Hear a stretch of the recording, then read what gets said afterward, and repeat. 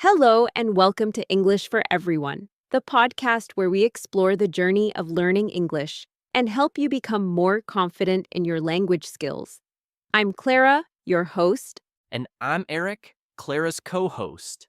We're excited to have you join us for today's episode. That's right.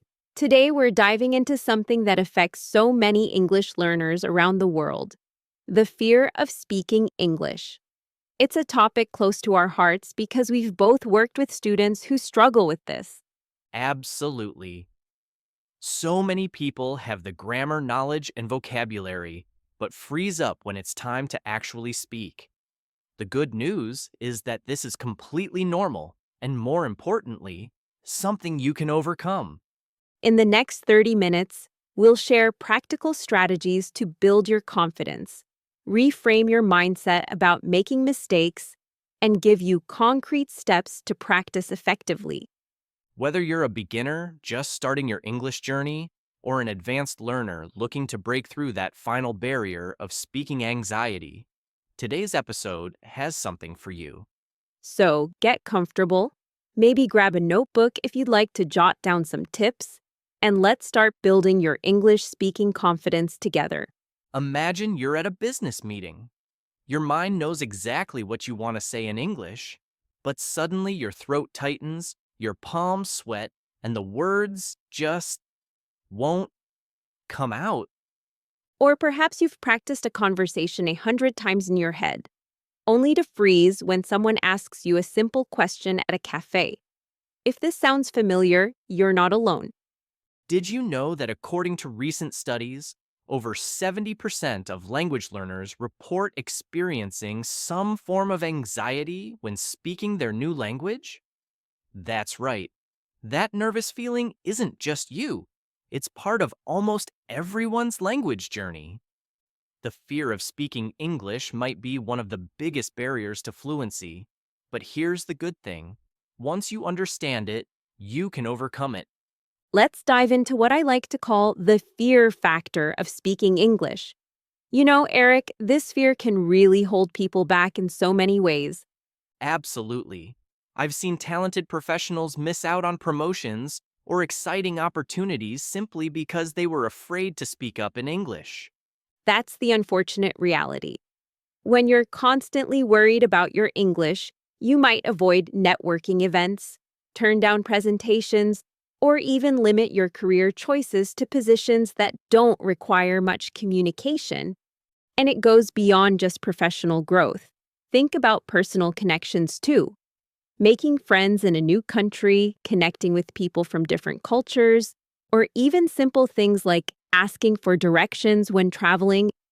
The social stigma is a huge part of this. Many learners have told me they feel judged when they speak English. Like, there's this invisible spotlight on them highlighting every mistake. I've heard similar stories. One of our listeners wrote in saying that her colleagues would sometimes smile or exchange glances when she mispronounced words, and it devastated her confidence. That's heartbreaking, but so common. There's this fear that people will think you're less intelligent or less educated just because you're struggling with a language that isn't your first. Exactly. And we need to address something important here. This belief that making mistakes somehow reflects your intelligence is completely false. Completely false. Some of the most brilliant people I know speak with accents or make grammar mistakes. Language learning and intelligence are entirely separate things. But the anxiety is real. I've met doctors, engineers, and business executives who become different people when forced to speak English. They shrink, they simplify their thoughts, they lose their personality. And that's perhaps the saddest part. When someone with rich, complex ideas has to reduce themselves to simple sentences because they're afraid of making mistakes. It's like wearing a mask that only shows a fraction of who you really are. But here's the thing: understanding these fears is actually the first step to overcoming them. Once you recognize what's holding you back, you can start to break free. So now that we understand the fears, let's talk about how to transform them into something positive. How do we turn that fear into fuel? I love that phrase, turning fear into fuel. The first step is really about reframing your mindset. Instead of seeing mistakes as failures, we need to view them as stepping stones to improvement. Exactly. Every time you make a mistake, it's actually an opportunity to learn. It's like your brain is highlighting exactly what you need to work on. I always tell my students to adopt what psychologists call a growth mindset. This means believing that your abilities can be developed through dedication and hard work. That's so powerful. When you have a growth mindset, you don't think, I'm bad at English. Instead, you think, I'm still learning English and I'm getting better every day. And you know what? Research actually shows that people with a growth mindset learn languages more effectively because they're not paralyzed by perfectionism. Another crucial element is building a supportive environment around you. You need people who will encourage you, not judge you. Absolutely. Finding the right language partners can make all the difference. These should be people who are patient, kind, and genuinely interested in helping you improve. There are so many ways to find these supportive communities, too. Language exchange apps, conversation clubs at libraries or community centers, or even online forums for English learners. And don't underestimate the power of finding a language buddy, someone who's also learning and can relate to your struggles. You can practice together without that fear of judgment. I've seen amazing friendships form through these language partnerships. There's something really bonding about navigating this journey together. Then there's what I consider maybe the most important piece, celebrating small wins to build momentum. Yes, we often focus so much on our end goal of fluency that we miss all the amazing progress we're making along the way. Maybe today you successfully ordered coffee without switching to your native language, or you had a 5-minute conversation with a neighbor. These are huge wins that deserve celebration. I suggest keeping a language victory journal. Write down every successful interaction, no matter how small. When you're feeling discouraged, look back at all these victories to remind yourself how far you've come. That's brilliant. And remember that progress isn't linear. Some days you'll feel like you're speaking beautifully, and other days nothing seems to come out right. That's completely normal. The key is to keep showing up, keep practicing, and keep celebrating those small victories that eventually add up to impressive language skills. Now that we've talked about mindset and creating a supportive environment, let's dive into what really makes the difference in language learning: active practice. Absolutely, Clara. And I always say this to my students. Immersion is key. You need to surround yourself with English as much as possible. Yes. And there are so many ways to create an immersion environment, even if you're not living in an English speaking country. Movies, TV shows, music, podcasts, they're all fantastic resources. I recommend starting with content you already enjoy in your native language. If you love cooking shows, watch them in English. If you're into sci-fi movies, watch those with English subtitles at first, then try without them. And podcasts like this one are perfect because you can listen while doing other activities, commuting, exercising, cooking. It's passive learning that adds up over time. But we should emphasize that while consuming English content is important, the real magic happens when you actually speak. That's the challenging part, isn't it? Finding opportunities to practice speaking, especially when you're scared. Definitely. But here's the thing: you have to speak even when you're afraid. In fact, I tell my students to embrace that feeling of discomfort because it means you're growing. I've heard language teachers call it comfortable discomfort, that zone where you're pushing yourself, but not to the point of complete panic. Exactly. And there are ways to gradually increase your speaking practice. Start with ordering at restaurants, asking for directions, or making small talk with the store clerks. Those brief interactions might seem insignificant, but they build confidence over time. And now, with technology, there are even more options.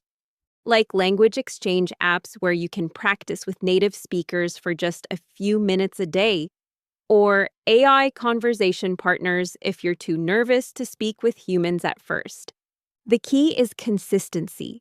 It's much better to practice speaking for 10 minutes every day than for 2 hours once a week.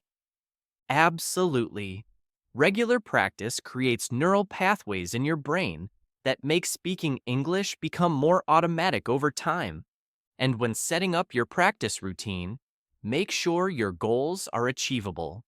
Don't say, I'll become fluent in 3 months. Instead, try, I'll have a 5-minute conversation 3 times a week.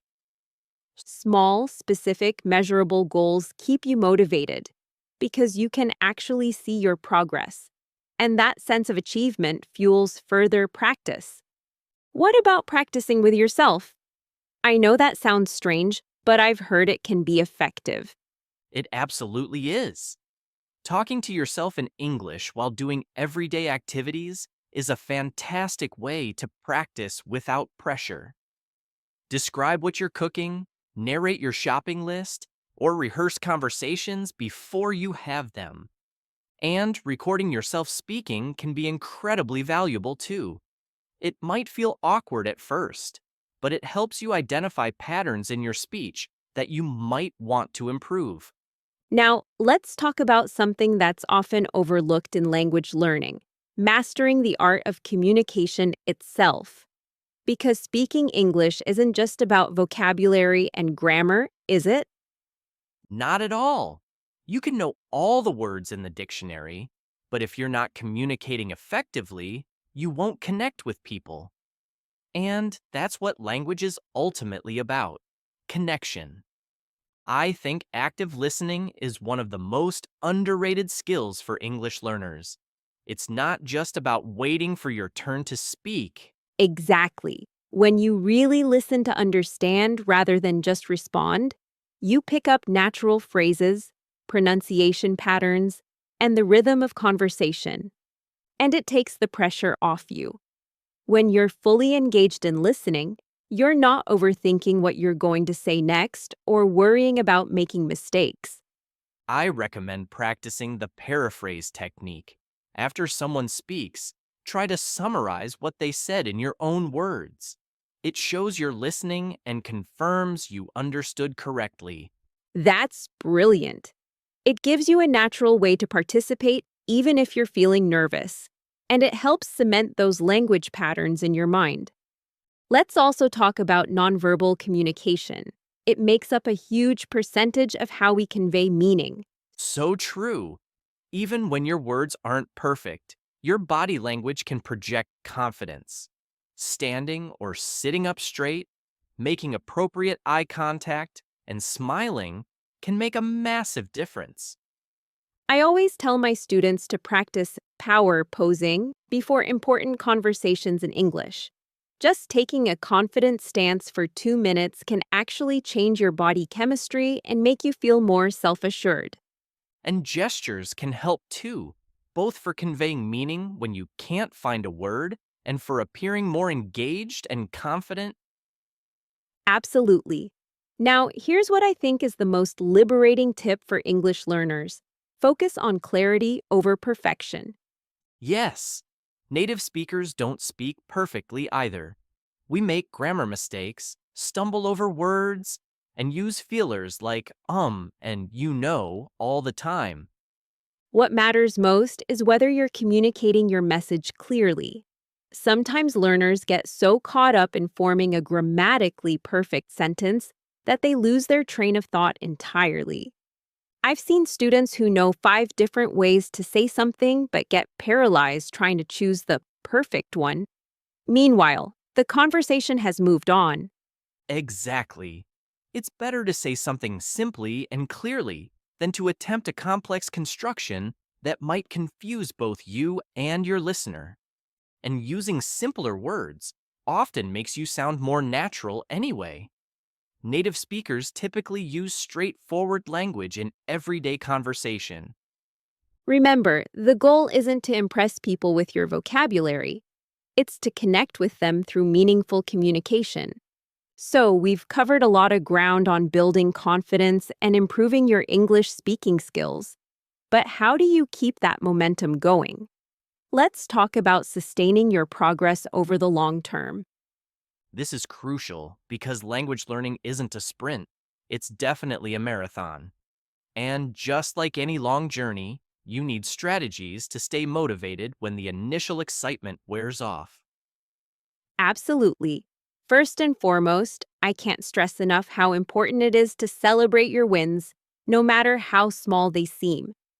Yes. Did you have a conversation with a native speaker that didn't make you anxious? Celebrate that. Did you understand a movie without subtitles for the first time? That's huge.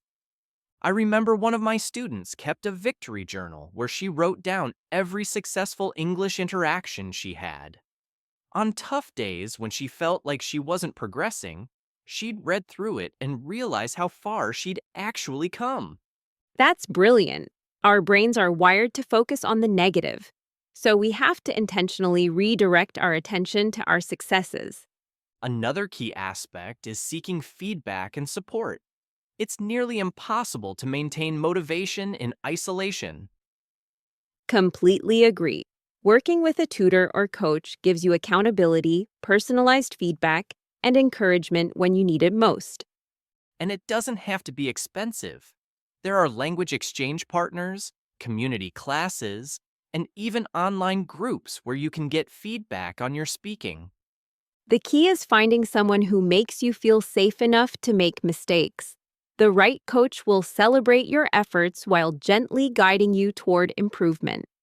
And speaking of improvement, let's talk about setting realistic goals. This might be the most important part of sustaining progress. Absolutely. I see this all the time. People set these massive goals like become fluent in 6 months and then get discouraged when that doesn't happen. Breaking down your goals into manageable steps is so much more effective. Instead of become fluent, try have a 5-minute conversation about my hobbies or order food confidently at a restaurant. And make those goals smart, specific, measurable, achievable, relevant, and time bound. I will practice speaking English for 15 minutes each day this week is much more actionable than I will get better at English. It's also helpful to line your goals with activities you enjoy. If you love cooking, follow English recipes. If you're into sports, watch games with English commentary. Exactly.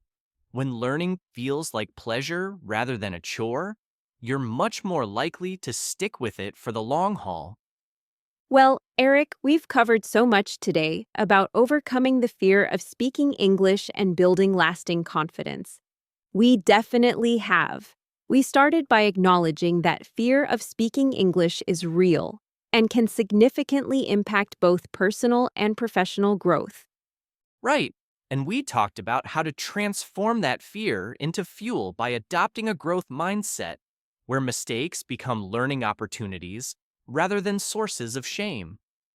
I loved our discussion about creating supportive environments too. Finding the right community can make all the difference when you're working on your language skills. Absolutely. And remember, everyone, consistent practice is key. Immersing yourself in English through movies, podcasts, and real life conversations will accelerate your progress more than anything else. We also highlighted that effective communication isn't just about perfect grammar or pronunciation. It's about active listening, body language, and focusing on clarity over perfection. And finally, we discuss strategies for sustaining your progress, celebrating small wins, seeking supportive feedback, and setting realistic, manageable goals that keep you moving forward. The journey to English fluency might seem daunting, but remember that every fluent speaker was once a beginner who made plenty of mistakes along the way. Exactly. So be patient with yourself, embrace the learning process, and most importantly, don't let fear stop you from expressing yourself. We'd love to hear about your experiences applying these strategies. You can share them with us on our social media at English for Everyone. And don't miss our next episode where we'll be diving into cultural nuances in English communication. We'll explore how cultural context shapes language and how understanding these nuances can take your English skills to the next level. Until then, keep practicing, stay confident, and remember,